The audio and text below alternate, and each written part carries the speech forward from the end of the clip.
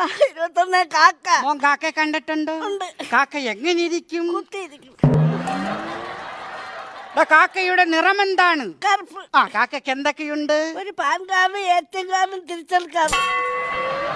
അതേത് കാക്കയ്ക്കാടാ? സുലൈമാൻ കാക്ക. അയാൾക്ക് റേഷൻ കാർഡും പാസ്പോർട്ടും ഉണ്ട് കേട്ടോ.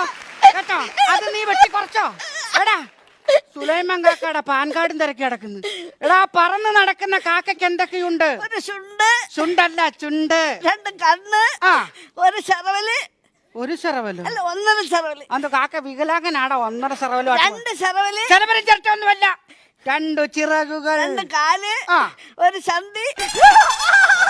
ആവശ്യമില്ലാത്തത് നോക്കുമോ? കാക്കയ്ക്ക് നാണം വരൂല്ലേ? ആവശ്യമില്ലാത്തത് നോക്കരുത് കേട്ടോ.